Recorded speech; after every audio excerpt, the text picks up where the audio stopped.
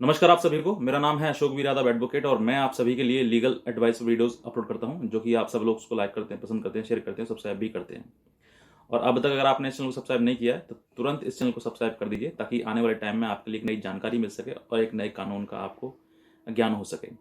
तो बहरहाल आज हम बात करते हैं एक ऐसे ही जो सेक्शन 498A यानी कि दहेज प्रथा जैसे जो केस हैं उसके बारे में। कल मैंने एक वीडियो बनाया था जो कि मैंने इसमें बताया था कि आप हाई कोर्ट में जब जो आपके आपके खिलाफ कोई भी केस रजिस्टर हो जाता है, सेक्शन 498 है या फिर कोई और भी हो सकता है, झूठा केस कोई भी हो सकता है, तो आप तो ये समझते हैं कि ये तो झूठा है, इसमें हम क्यों फंसे, हम इसमें क्यों इसमें ये तो हमने किया ही नहीं है ऐसा।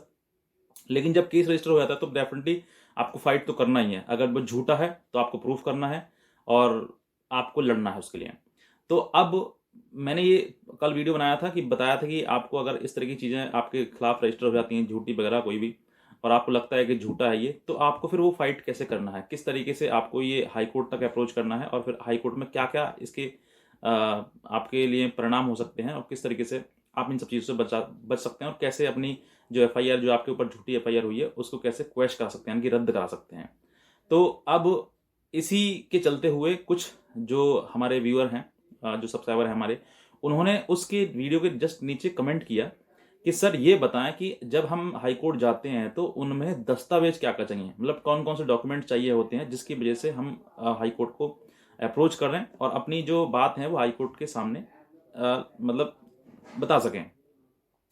तो ये एक सवाल था और साथ ही साथ में एक और ये सवाल था कि कितने दिनों में ये हो जाता है, कितना समय लगता है इस चीज़ में, क्योंकि जब किसी व्यक्ति के खिलाफ एफआईआर दर्ज होती है तो फिर पुलिस की ये ड्यूटी बन जाती है कि उसको अरेस्ट करे और जेल भेजे, ठीक है, या फिर कुछ किसी प्रकार से उसको बेल आउट करवाए। तो ये पूरी ड्यूटी बन जाती है। तो इसलिए अब ये भी सवाल बनता है यहाँ पर कि कितना समय लग जाता है और क्या क्या डॉक्यूमेंट चाहिए, क्या क्या है। तो मैं आपको बहरहाल आज इसी के बारे में बताऊंगा। और जो पुरानी जो वीडियो मैंने आपको बताई है आपके लिए इस वीडियो के बारे में, आप उसको नीचे डिस्क्रिप्शन जो लिंक है ना, जिसमें मैंने लिंक दिया हुआ है, आप यहाँ पर नीचे जाकर देख सकते हैं। और साथ ही साथ मैं ये कहना चाहूँगा कि अगर आप इस चैनल पर नए हैं तो नीचे जो लाल रंग का बटन है उसको सब्सक्राइब भी जरूर करते हैं, ताकि आने वाले टाइम में आपके लिए वो जानकारी मिल सके। आप देखते तो हैं इसको वीडियो को, लेकिन सब्सक्राइब करना भूल जाते हैं किसी कारण बस, तो जरूरी है कि आप उसको सब्सक्राइब भी करें। तो चलिए हम बात करते हैं। मैं कोई भी एक एग्जाम्पल लेता हूँ जिसकी वजह से मैं आपको बेहतर तरीके से समझा सकूँ कि क्या क्या डॉक्यूमेंट्स की जरूरत पड़ती है। तो बात कर लेते हैं किसी ना किसी एक दहेज के केस की। दहेज में कोई भी पत्नी अपने पति के ऊपर, पति के परिवार वालों पर ये केस रजिस्टर कराती है सेक्शन 498A के साथ में, 323, 504, 506 और 3/4 डीपी एक्ट के तहत। तो अब ये केस जब रजिस्टर हो जाता है, रजिस्टर होने के बाद पुलिस की ड्यूटी बन जाती है उस व्यक्ति को अरेस्ट करने के लिए, उस व्यक्ति को ढूंढने के लिए कि जिसके खिलाफ एफआईआर दर्ज हुई है, उसका उसका परिवार के लिए। अब यहाँ पर पुलिस चाहे तो इसको मतलब इन्वेस्टिगेशन क्यों स्टार्ट हो जाता है, एफआईआर दर्ज होते ही इन्वेस्टिगेशन स्टार्ट हो जाता है और वहाँ पर पुलिस जो है वो जो व्यक्ति हैं दूसरे जिनके खिलाफ एफआईआर दर्ज हुई है उनको ढूंढना शुरू करता है। अब यहाँ पर पुलिस चाहे तो बेल भी कर सकती है, पुलिस चाहे तो किसी कारणवश ज़्यादा अगर हीनियस ऑफेंस है, मतलब ज़्यादा ही लगता है कि वाकई रियल में मार पिटाई करी गई है या फिर ज़्यादा ही बड़ा है कोई, हो सकता है कि 376 लगा दिया गया हो, 376 लगा दिया हो, या फिर 377 आप प्राकृतिक यौन संबंध लगा दिया हो, कैसी भी इस तरह की चीज़ें अगर सेक्शन धाराएं हैं, या फिर लड़की ने सुसाइड करने की अटेम्प्ट टू मर्डर किया की कोशिश करी हो, 307 वगैरह लगे, तो ऐसे केस में फिर जो पुलिस है उसको अरेस्ट करके पति के परिवार वाले तो वैसे कभी नहीं जाते हैं, लेकिन हाँ पति को जो है वो किसी प्रकार से अरेस्ट करके उसको जेल भेजने की कोशिश में लग जाते हैं। अब यहाँ पर पूरा रोल जो स्टार्ट होता है वो पुलिस का स्टार्ट होता है। अब पुलिस जो चाहे वो कर सकती है, लेकिन यहाँ पर सबसे ज़्यादा इंपॉर्टेंट चीज़ क्या है कि आपको बचाया कैसे जाए। जब यहाँ पर फंस गए, किसी चीज़ में फंस गए, तो फिर बचना भी ज़रूरी है कि बचें कैसे। तो मैंने आपको ये चीज़ बताई कि आपको ज़रूरी है कि हाई कोर्ट का गेट आप खटखटाएं और वहाँ पर अपनी जो प्रॉब्लम है उसको शेयर करें, बताएं, ताकि हाई कोर्ट भी आपको एक एक मतलब एक आपको राहत दे सके और आपको इन सब चीज़ों से बचा सके। तो यहाँ पर अब एफआईआर दर्ज होगी, इन्वेस्टिगेशन हुआ, इन्वेस्टिगेशन होने के बाद अब हो सकता है कि यहाँ पर, क्योंकि मेडिएशन का भी एक रोल है, जैसे ही एफआईआर दर्ज होती है उसके बाद मेडिएशन भी कराया जाता है पुलिस के द्वारा। तो मेडिएशन में अगर किसी प्रकार से पति पत्नी का जो डिस्प्यूट है वो उनके दोनों बन जाती है और बात तो पत्नी अपने ससुराल चली जाती है और वहाँ पर मैटर क्लोज हो जाता है। और अगर नहीं बनती है तो फिर वही चीज़ें कि आपको फिर वो जो उसमें चार्जशीट लगेगी या फिर एफआईआर लगेगी, कोई भी दो ऑप्शन है। कोई भी इन चीज़ों में लगाया जा सकता है। अब एफआईआर होने के बाद उसमें इन्वेस्टिगेशन हुआ, उसमें चार्जशीट लगी, एफआईआर लगी तो बंद ही हो गया केस, बंद खत्म ही हो गया, कोई मैटर ही नहीं है उसका। लेकिन अगर चार्जशीट लगी उसमें तो फिर वो कोर्ट में पेश होगी, और कोर्ट में पेश होगी तो उस पर जो कोर्ट जो है, ऑनरेबल कोर्ट जो है उसमें एक्शन लेगा। तो फिर आपको सम्मन जाएंगे, सम्मन वारंट जाएंगे, वारंट पे नहीं आएगा फिर एनबीडब्ल्यू होगा, उस पर भी नहीं जाओगे तो अटैचमेंट ऑफ प्रॉपर्टी होगा। ऐसे कई रास्ते हैं, कोर्ट तो बुला लेते हैं आपको कहाँ ही पे छुप जाओ आप। तो अब यहाँ पर छिपने की आवश्यकता नहीं है, आपको उजागर होने की जरूरत है, आपको लड़ने की जरूरत है, क्योंकि झूठ आपके साथ में हुआ है तो फिर आप उस चीज के लिए फाइट करें। अब क्या क्या इस चीज की, अब आपको जरूरी है कि अब रास्ता आपके पास में है, आप ये दो जगह पर जा सकते हैं। एक तो एफआईआर जैसे हुई है वैसे ही उसको आप अगेंस्ट जा सकते हैं क्वेश्चन कराने के लिए। तो दूसरा, आपकी चार्जशीट लग गई आपके अगेंस्ट तो भी आप हाई कोर्ट में जा सकते हैं। अब यहाँ पर क्या क्या डॉक्यूमेंट, क्या क्या दस्तावेज आपको लेके जाने हैं जिससे कि आपकी एफआईआर या चार्जशीट जो है वो क्वैश के रास्ते पहुंच सके, और वहां पर कोई भी एक आपके फेवर में कोई जजमेंट या sorry order pass, high court के द्वारा ऑर्डर पास हो सके। तो अब क्या करना है, सबसे पहले तो आपको वो चीज़ें, मतलब अपने पक्ष में एविडेंस इकट्ठा करने की जरूरत है कि आपके पक्ष में क्या क्या चीज़ें हैं। आपके पक्ष में कोई ऐसी गवाही हो, आपके पक्ष में कोई ऐसा कोई वीडियो हो, कोई रिकॉर्डिंग हो, कोई फोटोज़ हो, ऐसी कोई भी चीज़ हो तो वहाँ पर आप इन चीज़ों को इकट्ठा करें। इकट्ठा करने के बाद ज़रूरी है कि अब आपके पास जो तहरीर है, लड़की ने जो तहरीर दी आपके खिलाफ, उसकी कॉपी, सर्टिफाइड कॉपी निकलवाएं कोर्ट से ही। दूसरा, एफआईआर की कॉपी, जो एफआईआर आपके अगेंस्ट हुई है उसकी कॉपी निकलवाएं। तीसरी, चार्जशीट की सर्टिफाइड कॉपी जो कि आपको कोर्ट से ही मिलेगी। तीसरा, एक सीडी मतलब जो केस डायरी होती है, उस केस डायरी के आधार पर ही आपके अगेंस्ट चार्ज बनता है, ऑफेंस बनता है। तो उसमें ऐसा उस आईओ ने क्या आपके खिलाफ लिखा है, क्या आपके खिलाफ सबूत दिया है जिसमें ये साबित होता है कि वाकई इस कोर्ट को, इस व्यक्ति को इन धाराओं के तहत इस पर चार्ज बनाया जाता है। तो ऐसी सारी चीज़ें उसमें सीडी में लिखी होंगी। आपको उस सीडी की सर्टिफाइड तो नहीं मिलेगी, लेकिन आप उसकी कॉपी निकलवा सकते हैं कोर्ट के पास, कोर्ट से जाके। तो वो आपको पढ़ने की होगी, क्योंकि जब आप वो सीडी निकालेंगे, सीडी में छोटी छोटी बातें सब लिखी होंगी। आप जब हाई कोर्ट में जाएंगे तो आपको जो वकील है वो इन सब चीज़ों को देखेगा, देख के समझेगा, समझ के फिर वो उसके पास एक अपना एक माइंड हो जाएगा कि वो जज को, जो सामने जज हैं, जज साहब, उनको वो कन्विंस कर सके अपनी बात को कहते हुए कि मेरे जो ऊपर अपराध लगाया गया वो सब कुछ झूठ है।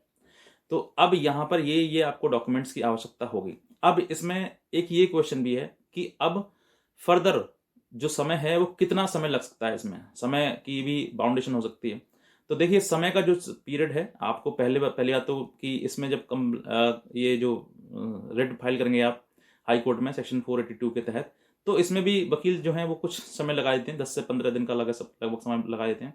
अगर उनके पास ज़्यादा काम है तो समय भी ज़्यादा बढ़ सकता है, कम से कम काम है तो जल्दी भी हो सकता है। तो 10 से 15 दिन का समय ये मान लीजिए कि जो आप सारे डॉक्यूमेंट देने के बाद अपने वकील की फीस वगैरह देंगे आप, उसके बाद फिर आप जो रेट है उसको तैयार करने में 10 से 15 दिन का समय उसमें भी लग जाता है।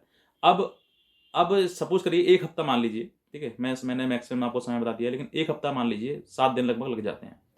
अब उसमें उसके बाद अब हाई कोर्ट में वो होता है तो फर्स्ट डेट लगती है। पहली डेट तो उसके बाद जैसे आप फाइल करेंगे, फाइल के 2 या 3 दिन बाद लग जाएगी।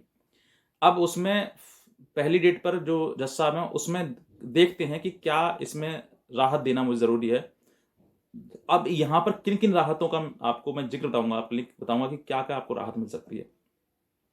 हो सकता है कि अगर उन्होंने देखा कोर्ट ने कि वाकई ये झूठा बनाया गया है, तो कोर्ट जो है जो दूसरी पार्टी को एक नोटिस के द्वारा काउंटर फाइल करने के लिए बोल देता है कि आप इसमें काउंटर फाइल करें, क्योंकि उस तरफ से, लड़की की तरफ से जो होता है वो गवर्नमेंट काउंसलर होता है हाई कोर्ट में, और लड़के की तरफ से तो प्राइवेट वकील ही होते हैं। तो वो जो है जो कोर्ट जो है वो अपने काउंसिल को बोलेंगे कि आप इसमें काउंटर फाइल करवाएं कि आपने जो ऑफेंस लगाए हैं, धाराएं लगाई, इसमें आपने जो अपराध लगाए हैं अपने पति पर, उनमें क्या क्या चीज़ें आपने आपके साथ में हुआ है, वो सब कुछ काउंटर में आ जाता है। तो जो वकील है वो उसको, लड़की को जो है वो नोटिस भिजवाएगा, बताएगा कि आप आके कोर्ट में अपीयर हों इस तारीख में, इस डेट पर, इतने समय पर, और काउंटर फाइल करें। तो वो अपने वकील के द्वारा आती है, लड़की आएगी अपना, वो फिर वो एक गवर्नमेंट वकील भी होते हैं साथ में, फिर वो क्योंकि फिर उसके बाद प्राइवेट वकील भी वो अपना लड़की जो अपना कर लेती है। अब यहाँ पर वो अपना काउंटर देती है कि मेरे साथ में ये करा, मारपीट करी, ये करी, वो करे, ये सब कुछ चीज़ें, वो सारी चीज़ें जो आप उसने अपनी तहरीर में लिखवाया है, यानी कि कंप्लेंट में लिखवाया है, वही चीज़ों को वो काउंटर फाइल करके देते हैं। अब कोर्ट के ऊपर दोनों को सुनने का राइट है कि दोनों चीज़ों को सुने के समझें। अब कोर्ट के पास कुछ भी ऑर्डर हो सकता है। अब कुछ भी मैं बताऊं आपके लिए क्या क्या हो सकता है, वो भी मैं आपको थोड़ा बताऊँ।